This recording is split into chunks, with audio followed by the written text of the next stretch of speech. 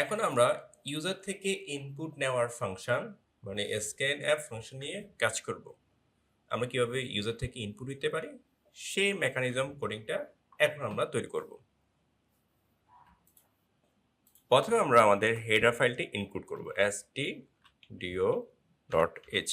যেটা আমাকে ইনক্লুড করতে হবে তাই আগে লিখব #include।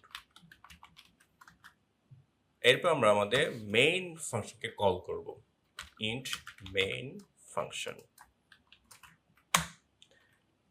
এবার আমরা int নাম নামে আমরা একটা আনডিফাইন্ড ভ্যারিয়েবল নিব, কোনো কিছু ডিক্লেয়ার করে নিই।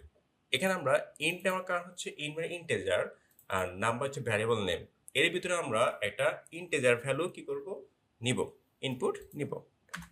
এবার আমরা scanf এই ফাংশন ব্যবহার করে ইনপুট নিব ইউজার থেকে scanf।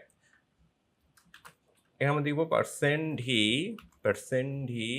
যেহেতু সংখ্যা নিব সেক্ষেত্রে আমরা আগে অ্যান্ড বলতে হবে। তারপর আমার ভ্যালুর নাম হচ্ছে নাম, এই নাম।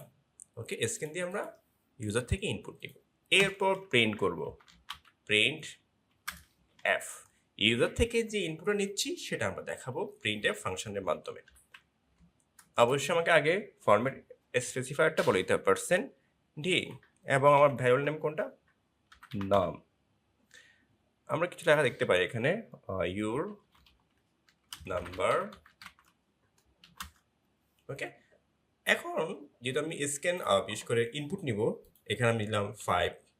যখন আমি রান করব দেখতে পাচ্ছি ইউর নাম্বার 5, আমি ইউর নাম্বার ইজ 5।